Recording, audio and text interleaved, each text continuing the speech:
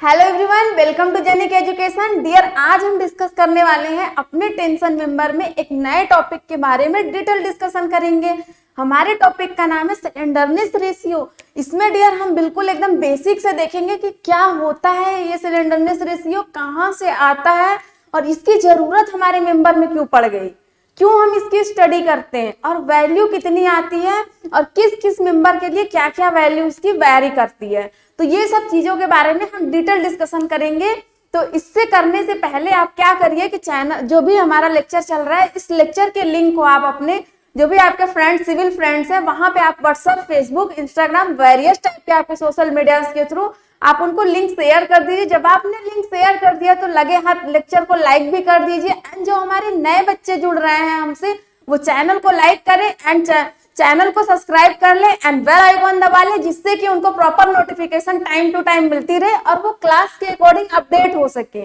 तो चलिए डियर, अब हम अपने क्लास को स्टार्ट करते हैं। तो पिछले क्लास में डियर हमने ये देखा था कि हमने टेंशन मेंबर की डिजाइन कर ली थी। डिजाइन ऑल ओवर क्लियर हो चुका था हमें बहुत अच्छी तरीके से। उसमें जितने टाइप के क्वेश्चन आ रहे हैं वो आप प्रीवियस ईयर बुक ले लीजिए, उससे सॉल्व करना शुरू कर दीजिए और एक एक क्वेश्चन आपसे बनेगा। अगर आपसे कोई दिक्कत परेशानी आ रही है तो ऑफलाइन कमेंट में आप कमेंट कर दीजिए, हम आपकी प्रॉब्लम क्लियर करेंगे। ओके डियर, तो आइए आज हम एक नए टॉपिक के बारे में, टेंशन मेंबर स्टार्ट हो रहा है हमारा, तो नए टॉपिक के बारे में हम देखेंगे स्लेंडरनेस रेशियो, इसके बारे में हम देखेंगे। तो चलिए आप अपना नोट्स खोल लीजिए और हम साथ साथ नोट भी करते चलते हैं और समझते चलते हैं इसको। तो आइए डियर, यहाँ पे हेडिंग बनाइए आप, क्या, स्लेंडरनेस रेशियो। स्लेंडरनेस रेशियो इसको किससे प्रेजेंट करते हैं डियर? इसको हम लेमडा से प्रेजेंट करते हैं। किससे डियर? लेमडा से। तो ये जो हमारा होता है, क्या होता है, ये लेमडा इक्वल टू, हमने देखा यहाँ पे कि इसका जो फॉर्मूला बनता है वो किस तरीके से बनता है। तो यहाँ हमने देखा, ये हम बचपन से पढ़ते आ रहे हैं, बचपन से नहीं फिर भी आप कह सकते हो कि आपको फिजिक्स में यहाँ से शुरू हो गया था आपका, ठीक है। तो आपने देखा यहाँ पे जब आप डिप्लोमा करने गए होगे या बीटेक करने गए होगे तो वहां से आपको लेमडा का नाम शुरू हो गया होगा, मिलना शुरू हो गया होगा। तो आप सब सारे बच्चे जितने भी हो बहुत बार पढ़ चुके हो, नाम से वाकिफ हो, बहुत जानते हो। चलिए बताइए कमेंट करके क्या होता है फॉर्मूला इसका। तो L effective upon R. R जो होता है रेडियस ऑफ जायरेशन होता है आपका, लेकिन यहाँ पे मिनिमम लेंगे हम। क्या लेंगे? मिनिमम। तो क्यों मिनिमम लेंगे अभी हम डिस्कस करते हैं यहाँ पे। तो आर मिनिमम, इसको नोट करिए। उसके बाद हम आपको बताते हैं कि वेयर में लिखिए एल इफेक्टिव क्या होता है, वेयर यहाँ पे, और एल इफेक्टिव क्या होता है आपका। तो एल इफेक्टिव जो होता है वो आपके जो आपका मेंबर यूज किया गया है, आपने मेंबर यूज किया है, कंप्रेशन मेंबर यूज किया है, तो वहां उसके एज के अकॉर्डिंग ये डिपेंड करता है, उसके एज के अकॉर्डिंग ये डिपेंड करता है कि किस टाइप से आपके एज है उसकी, आपका one edge and other edge किस टाइप से है उसके अकॉर्डिंग आपको करता है। तो हमने यहाँ पे एक एग्जाम्पल लिया डियर, यहाँ पे एग्जाम्पल, इसमें हमने बोला कि हमने एक कॉलम लिया और उसका वन एंड जो है वो क्या है, वन एंड जो है वो पिंड है एंड अदर एंड भी जो है वो पिंड है। तो जब मैंने इस पे क्या किया, इस पे हमने क्या किया कि ये जो हमने फोर्स लगाया P, फोर्स लगाया P, और इसकी जो डिस्टेंस थी, ये लेंथ थी, कितनी थी यहाँ पे डियर, ये जो थी लेंथ, ये L थी। क्या थी? L थी लेंथ। अब जब इस पे लोड लगा दिया हमने, तो लोडिंग के बाद जो इसमें बेंडिंग होती है वो कितनी आ गई, लोडिंग के बाद जब इसमें डिफ्लेक्शन हुआ तो कितनी आ गई डियर, यहाँ से ये इस टाइप से हो गई। तो कितनी आ गई डियर यहाँ पे, ये हो गई हमारी 0.5 L। कितनी हो गई डियर? 0.5 L हो गई है हमारी वैल्यू। तो इसके लिए हमने देखा कि ये अगर इसका जैसे कि वन एंड फिक्स है एंड अदर एंड फ्री है तो 2L हो जाएगा। यहाँ पे हमने देखा कि दोनों एंड आपका क्या है, दोनों एंड जो है आपका फिक्स है, तो क्या हो जाएगा, L हो जाएगा वैल्यू आपकी। और अगर आपका क्या कहते हैं कि one and fix and other and free है तो क्या हो जाएगा आपका, ऐसे ही आपके ढेर सारी थ्योरेटिकल वैल्यू आएगी आपके एल इफेक्टिव में, और आपका क्या आ जाएगा, डिजाइन वैल्यू। तो यहाँ पे हमको डियर थ्योरेटिकल वैल्यू से मतलब है, डिजाइन वैल्यू से नहीं मतलब है। डिजाइन वैल्यू के जब हम कंप्रेशन मेंबर नेक्स्ट चैप्टर में पढ़ेंगे तो इसके बारे में पूरा डिटेल डिस्कशन करेंगे। यहाँ पे सिर्फ इसी तरीके से हम देख रहे हैं, आपने स्वयं में भी ये टॉपिक पढ़ रखा होगा डियर, तो यहाँ देखते हैं कि आर मिनिमम क्या होता है। तो आर मिनिमम की तरफ हम चलते हैं। आर मिनिमम जो होता है वो क्या होता है, लिस्ट रेडियस ऑफ जायरेशन। क्या dear, least radius of gyration. तो डियर ये होता है, ये लिस्ट क्यों लेते हैं, क्योंकि हमारा जो क्रॉस सेक्शन होता है वो कम क्रॉस सेक्शन वाला हम लेते हैं, कम क्रॉस सेक्शन के अकॉर्डिंग हम लेते हैं। हम बार बार आपसे डियर यही बोलते हैं कि जो हम ज्वाइंट बनाते हैं वो मिनिमम स्ट्रेंथ को ध्यान में रख के करते हैं, उसी को स्ट्रॉन्ग बनाना शुरू करते हैं। तो यहाँ हमने ये देख लिया कि lambda equal to L effective upon R minimum.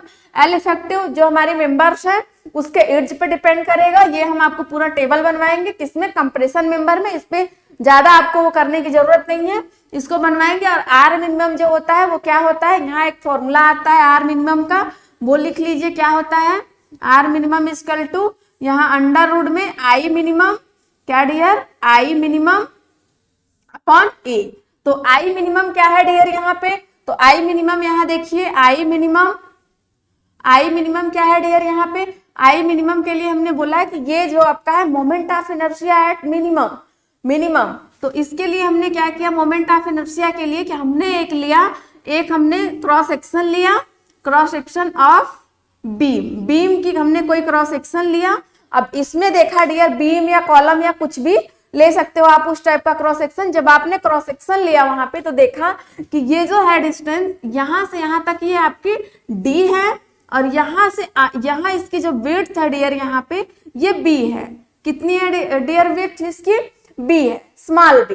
तो अब इसका मोमेंट ऑफ इनर्शिया निकालेंगे। तो मोमेंट ऑफ इनर्शिया आप बचपन से पढ़ते आ रहे हो, क्या होता है, BD क्यूब अपॉन 12। अगर ये रेक्टेंगल है तो यहाँ पे मैंने लिखा डियर कि आई एक्स एक्स, यहाँ पे हमने क्या किया कि एक्सिस दे दिया, ये एक्स एक्स एक्सिस हो गया, और ये क्या हो गया आपका वाई वाई एक्सिस हो गया। क्या हो गया डियर, वाई वाई एक्सिस हो गया। तो आई एक्स एक्स के अगर अकॉर्डिंग हम लेते हैं यहाँ पे, तो आई एक्स एक्स यहाँ पे आप नोट करते जाइए, आई एक्स एक्स क्या आएगा आपका, BD क्यूब अपॉन 12, ये आया आपका। अब यहाँ पे हम आई वाई वाई के अकॉर्डिंग जब हम निकालेंगे तो क्या आ जाएगा आपका dear, DB cube upon 12, DB cube upon 12, ये आ गया आपका। अभी कैसे आता है, तो हमने देखा डियर कि इसका जब क्रॉस सेक्शन, ऐसे आप अंदाजा लगा सकते हो कि ये आप देखा कि इसका ये क्रॉस सेक्शन है, इसको आप सपोज दैट रेक्टेंगुलर सर्कल की जगह रेक्टेंगुलर मान लीजिए।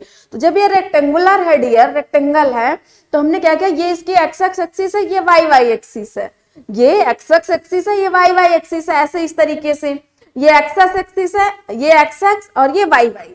तो हमने क्या किया डियर कि जब इसको ऐसे हमने सामने से जब देखा डियर यहाँ पे, तो क्या किया कि जब ये डी है और ये बी है, रेक्टेंगल सपोज करने के लिए मैंने बोला है, तो ये आपका डी है और ये आपका बी है। जब ये डी है तो डी के क्यूब होगा तो ज्यादा होगा ना, क्योंकि डेप्थ इसकी ज्यादा है और विड्थ इसके अकॉर्डिंग कम है, लिस्ट है, कम है। तो यहाँ पे देखा कि BD क्यूब मतलब डी क्यूब, डी का 3 गुना, तो आपको ज्यादा हो जाएगा ना ऐसे।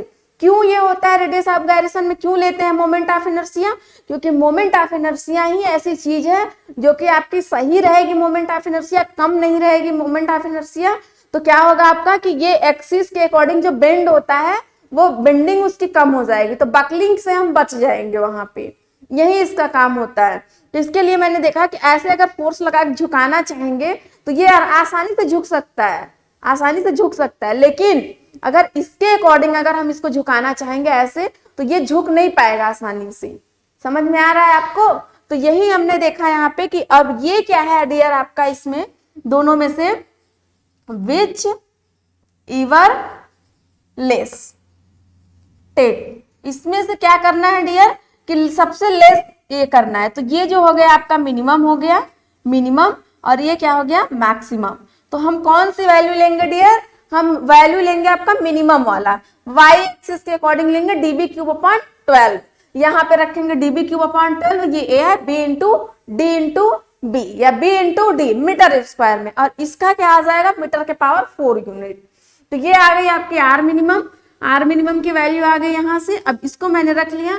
अब यही हम कहते हैं कि रेडियस ऑफ गायरेशन जो है, least radius of gyration R minimum अगर इंक्रीज कर देते हैं, आर मिनिमम अगर इंक्रीज कर देते हैं तो बकलिंग रेसिस्टेंस क्या करेगी, इंक्रीज करेगी या डिक्रीज करेगी? आप जल्दी जल्दी कमेंट करके बताइए डियर, क्या करेगी, इंक्रीज या डिक्रीज करेगी? तो डियर जो बकलिंग रेसिस्टेंस होती है वो क्या करेगी, वो भी इंक्रीज करेगी। बकलिंग रेसिस्टेंस क्या करेगी डियर, ये भी इंक्रीज करेगी, ये भी इंक्रीज करेगी। क्यों इंक्रीज करेगी? अब आपके दिमाग में तुरंत आया होगा कि मैम ने मुझे बकलिंग रेसिस्टेंस तो बताया ही नहीं। तो आइए इसकी डेफिनेशन लिख लेते हैं। बकलिंग रेसिस्टेंट, यहां पे बकलिंग रेसिस्टेंस, तो इसके लिए डियर इसका क्या फॉर्म, आप डेफिनेशन लिखिए कि ये होता क्या है। तो इसके लिए डियर यहाँ पे बेंडिंग ड्यू टू क्या है, bending due to axial compression. तो जो हमारी एक्सियल कंप्रेशन फोर्स के कारण जो बेंडिंग हो रही है, एक्सियल कंप्रेशन फोर्स के कारण जो बेंडिंग हो रही है, वही आपका बकलिंग है, वही क्या है आपका बकलिंग है। अब बकलिंग के लिए आप यहाँ पे दो बातें मेरी सुन लीजिए, आपको क्लियर हो जाएगा अच्छी तरीके से। बकलिंग क्या होता है, बकलिंग आपका वो होता है कि अगर हमारा कोई मेंबर है उस पर डायरेक्ट एक्सियल कंप्रेशन फोर्स लग रहा है, डायरेक्ट एक्सियल कंप्रेशन फोर्स लग रहा है, तो वहां क्या हो रहा है कि उस कंप्रेशन फोर्स को जब हम ग्रेजुअली धीरे धीरे बढ़ा रहे हैं, कंप्रेशन फोर्स को ग्रेजुअली जब हम धीरे धीरे बढ़ा रहे हैं, तो एक ऐसा स्पेसिफिक लोड आता है जिसपे क्या करता है हमारा मेंबर जो है वो बेंड करने लगता है, वो स्लोप करने लगता है, वो डिफ्लेक्ट होने लगता है अपनी जगह से। तो ऐसा जब होता है हमारा, तो उसको क्या बोलते हैं, वो उस प्रोसेस को बकलिंग प्रोसेस बोलते हैं। एंड जिस लोड पे ये फेल्ड होना शुरू होता है उस लोड को हम बकलिंग लोड बोलते हैं। क्या बोलते हैं डियर, बकलिंग लोड। और जो हमारा ये डिफ्लेक्शन होता है उसको क्या बोलते हैं, बकलिंग मतलब लोकलाइज्ड बकलिंग या बकलिंग, इस तरीके से हम बोलते हैं इसको। तो आई थिंक आपको बकलिंग क्लियर हो गया होगा। अब बकलिंग से ही कुछ मिलता जुलता आपका क्रिपलिंग आता है। तो क्रिपलिंग क्या है डियर, कि क्रिपलिंग ये है कि अगर हम किसी मेंबर पे एक्सियल फोर्स लगाते हैं, तो इस एक्सियल फोर्स को जब हम ग्रेजुअली इंक्रीज करते हैं तो एक स्पेसिफिक वेट आता है, उस वेट पर क्या करते हैं कि उस वेट के आगे अगर मैंने बढ़ाया तो उस वेट के आगे जाएगा तो ये फेल्ड होना शुरू हो जाएगा। फेल्ड होना कहाँ से शुरू हो जाएगा, जो आपका सपोर्ट है सपोर्ट के नियरेस्ट में वो क्या हो जाएगा, बकल्ड हो जाएगा, डिफ्लेक्ट हो जाएगा। तो जो थोड़ा सा सपोर्ट के अकॉर्डिंग, मतलब शॉर्ट लेंथ में सपोर्ट के नियरेस्ट में जो फेल्योरिंग होती है, बेंडिंग होती है, उसको हम क्रिपलिंग बोलते हैं। अगर यही आपकी जो फेल्योरिंग हुई है, जो बेंडिंग हुई है, होल लेंथ में हो जाती, पूरी लेंथ में, तो उसको हम बकलिंग बोल देते हैं। और ये जो हमारी क्रिपलिंग होती है, जो शॉर्ट लेंथ में होती है बकलिंग, शॉर्ट लेंथ में बेंडिंग होती है, उसको हम लोकलाइज्ड बकलिंग भी बोलते हैं, लोकलाइज्ड बकलिंग। ओके डियर, तो ये चीजें आपको बहुत अच्छी तरीके से समझ में आई हैं यहाँ पे।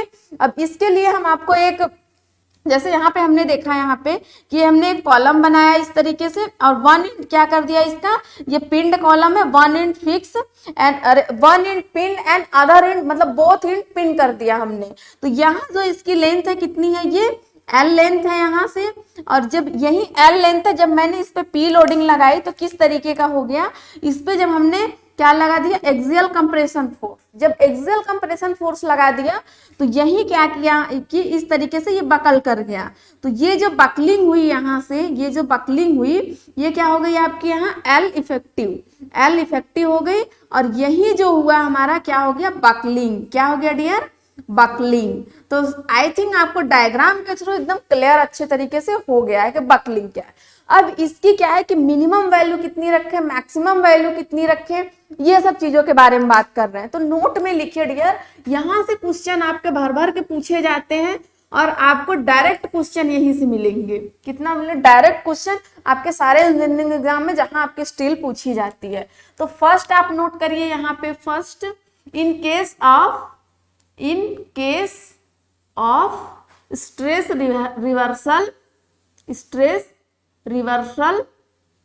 Reversal due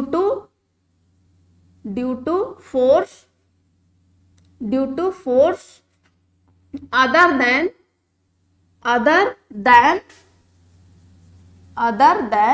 wind and earthquake. Okay dear, तो इसका मतलब ये हो गया कि in case of state reversal due to force other than wind and earthquake. तो इसके लिए डियर क्या ये कह रहा है कि फोर्स, और एक आपका प्राइमरी लोड होता है, एक आपका सेकेंडरी लोड होता है। तो प्राइमरी लोड में डियर क्या आता है, dead load and live load आता है।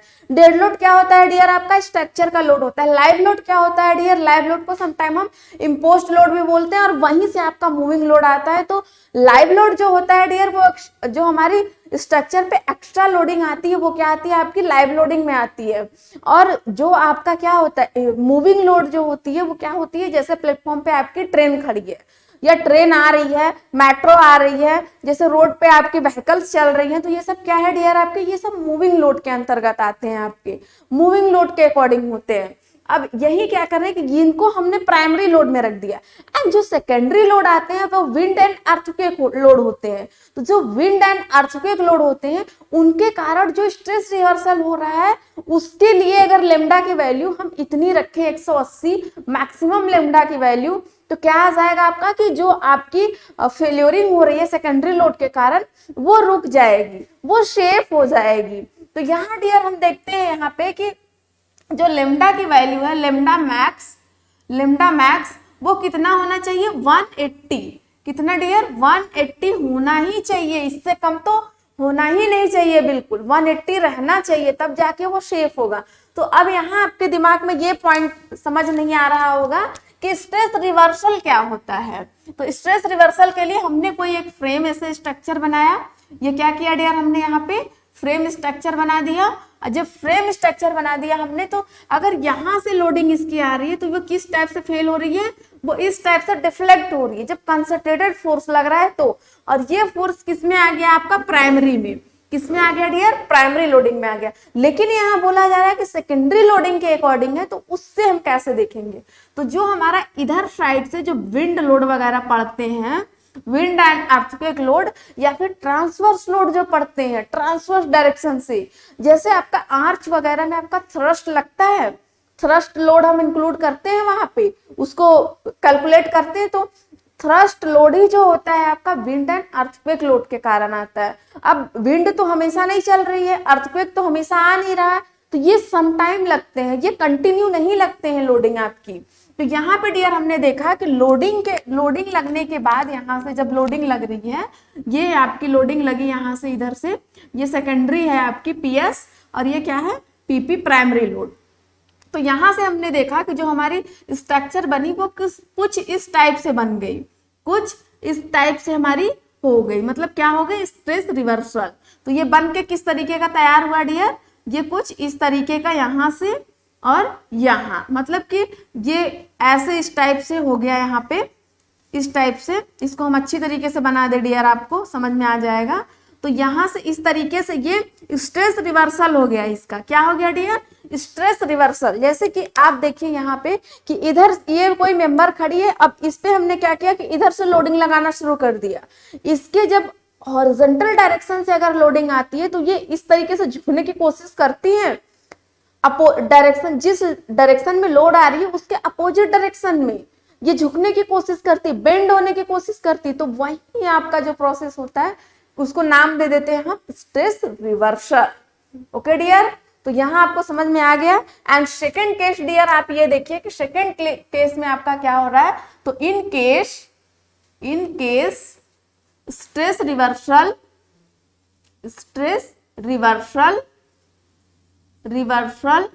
Due to wind and earthquake.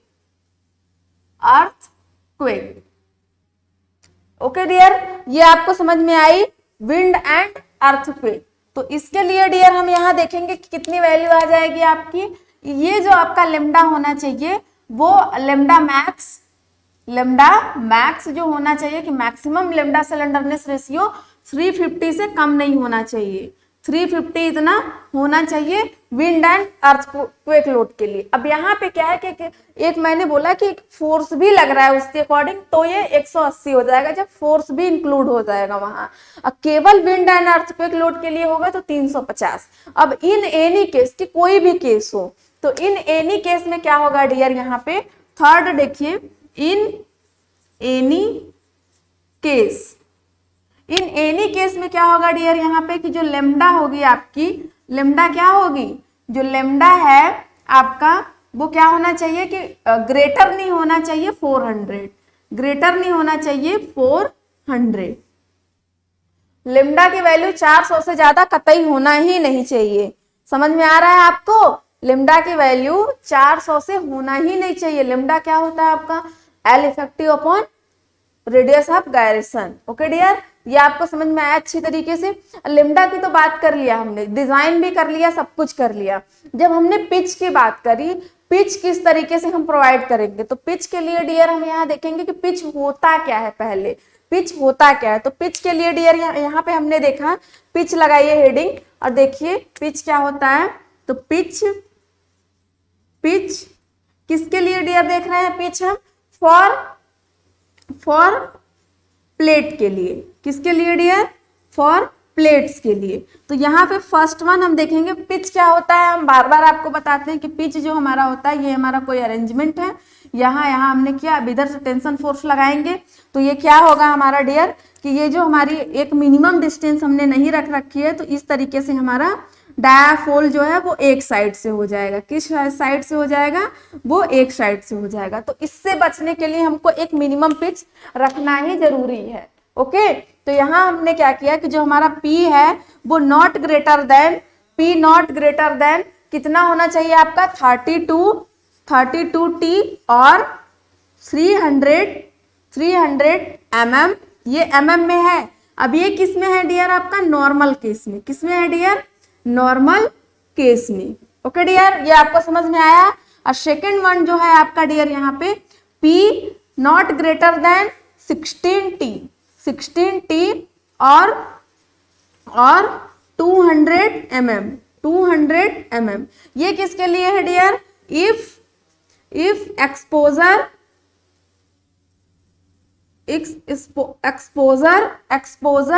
To weather. Okay dear, exposure to weather. और थर्ड वन आपका क्या है यहाँ पे, थर्ड वन भी नोट कर लीजिए, P not greater then 1000, P not greater then 1000 mm। ये किसके लिए है डियर आपका, ये है आपका किसके लिए है, channel T section and angle. Okay dear, और इससे आगे भी जितने टाइप के आपके सेक्शंस आते हैं ये आप लिख सकते हो यहाँ पे कि इस टाइप से आपके होते हैं। ओके डियर, तो ये सब आपने देख लिया बिल्कुल अच्छी तरीके से। अब यहाँ पे डियर आप देखोगे ये कि यहाँ पे देखोगे डियर आप कि जो आपका पिच है, पिच हमने इस तरीके से प्रोवाइड कर दिया। जब पिच हमने इस तरीके से प्रोवाइड कर दिया डियर, तो यहाँ देखा कि एक हमारा और पॉइंट आता है टेंशन स्प्लाइस। तो आइए इधर हम इरेज करते हुए देखते हैं टेंशन स्प्लाइस के बारे में। टेंशन स्प्लाइस क्या होता है, तो टेंशन स्प्लाइस डियर आपका कुछ भी नहीं होता है, एक तरीके का कह सकते हो कि मेंबर की लेंथ बढ़ा देता है। ये क्या कर देता है डियर, मेंबर की लेंथ को इंक्रीज कर देता है टेंशन स्प्लाइस। तो आइए इसके बारे में हम डिस्कस करते हैं टेंशन स्प्लाइस। आइए नेक्स्ट हेडिंग बनाइए, नई हेडिंग आप क्या बनाइए, टेंशन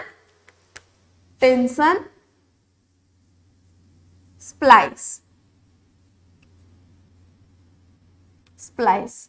ओके डियर, तो यहां देखा डियर हमने, फर्स्ट यहां देखते हैं कि ये क्या करता है डियर, टेंशन स्प्लाइस जो होता है ये क्या करता है आपका, ये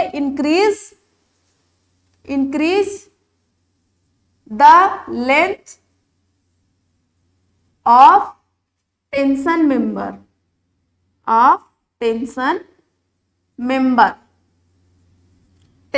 मेंबर एंड सेकेंड होता है डियर इसमें स्प्लाइस में टेंशन कैसे इंक्रीज करता है ये, तो इस टाइप से इंक्रीज करता है कि जैसे कि लोडिंग जब जो हमारी मेंबर है उस पर लोडिंग आ रही है नॉर्मल सेक्शन हमारा नहीं वियर कर पा रहा है, तो क्या करना पड़ेगा, एरिया बढ़ाना पड़ेगा। तो एरिया बढ़ाने के लिए हमको क्या करना पड़ेगा कि एक और मेंबर इसकी लेंथ को इंक्रीज कर दिया जाए, इसकी एरिया और बढ़ा दी जाए। तो जब एरिया बढ़ा देंगे तो क्या करेगा, लोड को ये वियर करने लगेगा। तो इसी कारण हम उसका नाम दे दिया टेंशन स्प्लाइस। तो यहाँ पे देखा हमने कि generally designed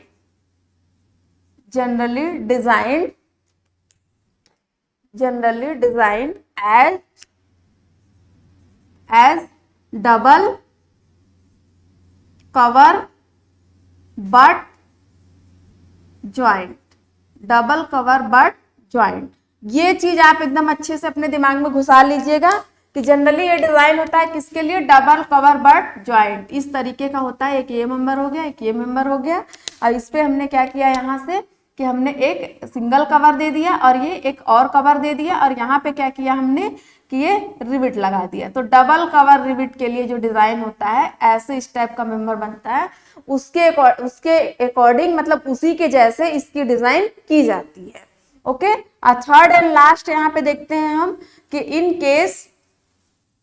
case of packing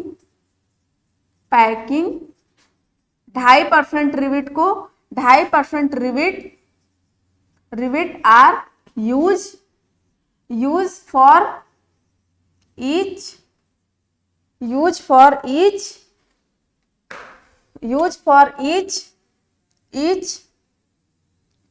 2 mm thickness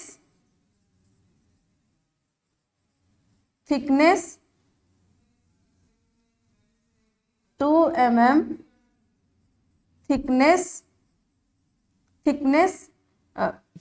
of packing.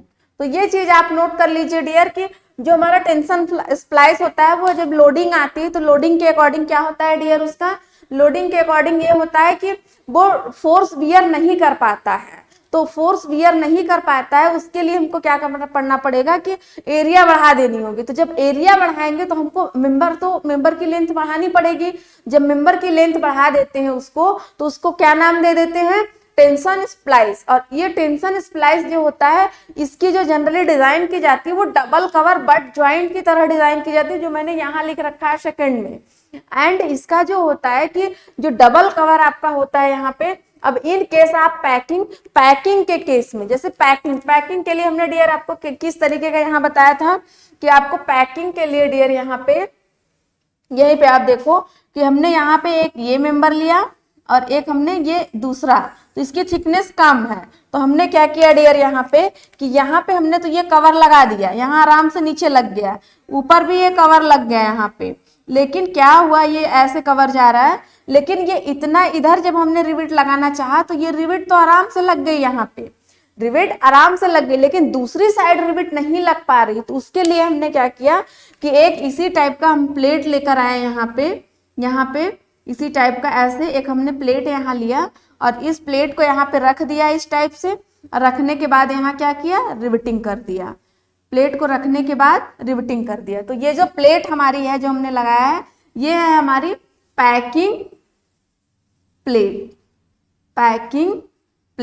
Okay dear, ये हमारी क्या हो गई, पैकिंग प्लेट हो गई हमारी। तो इस केस में जब पैकिंग प्लेट के केस में होगा तो क्या करेंगे कि 2.5% रिविट को बढ़ा देंगे हम, और जितना भी, जैसे कि हमने बोला कि ये हमारी 20 mm की है, तो ये कितनी है 12 mm की, 8 mm की ये बची। जो पैकिंग प्लेट दिया डियर हमने वो कितने mm की दिया, वो 8 mm की दिया। जब 8 mm की हमने पैकिंग प्लेट दिया डियर, तो 8 mm के लिए पर 2 mm के लिए क्या करेंगे हम, पर 2 mm में 2.5% हम बढ़ाएंगे। पर 2 mm में 2 mm की थिकनेस है तो 2.5% रिविट हम बढ़ा देंगे उसमें, टोटल रिविट का 2.5%। अगर आपका 4 है तो आपका कितना हो जाएगा 5%। ऐसे ही हम करेंगे। तो सपोज दैट हमने क्या बोला कि यहाँ पे हमारी 8 mm की रिविट है, तो 8 mm रिविट के लिए डियर यहाँ पे हम देखेंगे कि 8 mm रिविट के लिए पर 2 mm कितना आ गया आपका 4, और कितना आ जाएगा 2.5%। तो 4 × 2.5 10 आ गया यहाँ पे 10%। 10% मतलब कि पूरे का 10% मतलब एक रिविट आपको एक्स्ट्रा देनी होगी। तो अगर आप 10 रिविट दे रहे हो तो आपको 11 रिविट प्रोवाइड करनी पड़ेगी। क्या करनी पड़ेगी डियर? 11 रिविट आपको प्रोवाइड करनी पड़ेगी। ये हो गया हमारा पैकिंग प्लेट के अकॉर्डिंग कि इस पैकिंग प्लेट में अगर ऐसा कुछ होता है, केस आता है तो ये होगा। और ये डायरेक्ट क्वेश्चन पूछा गया है आपका, यहाँ से क्वेश्चन आया हुआ है प्रीवियस ईयर में, और आपका ये क्वेश्चन आया हुआ है यहाँ से, और आपका क्या आया हुआ है कि टेंशन स्प्लाइस का डायरेक्ट डिफिनेशन ही पूछ दिया है। तो टेंशन स्प्लाइस कहाँ यूज किया जाता है, मतलब किस केस में यूज किया जाता है? Increase the member length. तो ये चीजें रखनी है कि डिक्रीज करेंगे, इंक्रीज करेंगे या फिर ज्वाइंट करेंगे। तो आप ज्वाइंट भी नहीं लिखोगे, इंक्रीज लिखोगे यहाँ पे। ओके डियर, तो यहाँ से क्वेश्चन आपके बनते हैं। और ये तो आपके इतना ज्यादा इंपॉर्टेंट है ये वैल्यू ना कि लेम्डा मैक्स की वैल्यू किस केस में 180 होंगे और किस केस में आपका 350 होगी। तो ये सब आपके प्रीवियस ईयर में सारे एग्जाम में जेई, एईएस, गेट तक में ये सब पूछे गए हैं डियर। आप प्रीवियस ईयर लगाओ, आपको खुद ही समझ में आएगा। एक एक कंटेंट हम क्लियर कर रहे हैं बिल्कुल एकदम, जितने भी क्वेश्चन आए हुए हैं आपके यहाँ पे। तो यहाँ डियर हमने यहाँ पे बात करी ये, और आपके ये जो पिच है, पिच तो आप भूलिएगा मत डियर। ओके डियर, ये पिच जो है आपके किस केस में कौन सा यूज किया जाता है, ये केस आप याद रखिएगा। यहाँ पे आपको कंफ्यूजन होगा, कनेक्शन के लिए कितने पिच दिए जाते हैं, कंप्रेशन मेंबर के लिए कितने दिए जाते हैं, और टेंशन मेंबर के लिए कितने दिए जाते हैं। तो यहाँ पे आपको याद रखना होगा कि जो आप कनेक्शन वहां पे पढ़ रहे थे तो वहां आपने देखा था कि बीम के लिए यूज कर रहे थे, तो वो कितना आएगा आपका डियर? वहां पे हमने देखा था कि जो डाया होता है उसका 2.5 गुना से कम नहीं होना चाहिए। और यहाँ क्या है कि टेंशन मेंबर है आपका, तो जो पिच है वो कितना कम नहीं होना चाहिए? 20 मतलब 32 टी या 300 mm, उससे कम नहीं होना चाहिए। और ये क्या हो गया आपका? कंप्रेशन मेंबर हो गया आपका, या एक्सपोजर कंडीशन में हो गया तो इतना होना चाहिए 16T। और किसी भी सेक्शन, किसी भी टाइप का अगर आपका सेक्शन है तो 1000 से कम नहीं होना चाहिए। ओके डियर, ये चीजें आपको अच्छे समझ में आई। यहीं से डायरेक्ट क्वेश्चन है। इतने ढेर सारे जो हमने बताए हैं ये चीजें, ये एक एक क्वेश्चन करके आए हुए हैं एग्जैक्ट ऐसे ही इसी लैंग्वेज में। समझ में आया? तो आज हमारा टेंशन मेंबर खत्म होता है, कल से हम कंप्रेशन मेंबर की बात करेंगे। अब बहुत ही अच्छे तरीके से हमारा नेक्स्ट टॉपिक है, नेक्स्ट डिस्कशन हम किसके साथ करेंगे? अपने नए टॉपिक कंप्रेशन मेंबर के साथ। तब तक के लिए आप रिवीजन करते रहिए, अपना ध्यान रखिए, अच्छे से पढ़ाई करते रहिए, प्रीवियस ईयर क्वेश्चन लगाते रहिए, क्योंकि हम उस हाल में पहुंच चुके हैं जबकि हमसे क्वेश्चन अब बनना शुरू हो जाएगा। 1-2 नहीं, सारे के सारे बनने शुरू हो जाएंगे जैसे जैसे चैप्टर क्लियर होता जा रहा है। तो चैप्टर वाइज आप लगाते रहिए डियर, हमारे भरोसे मत बैठिए, हम आपको करा ही दे रहे हैं, बता ही दे रहे हैं सब कुछ। ठीक है, तो अच्छे से पढ़िए, और कोई दिक्कत नहीं है। और कोई दिक्कत भी आती है तो ऑफलाइन कमेंट है ही है, आप वहां पे कमेंट करते रहिए। तब तक के लिए thank you class, love you all, bye bye.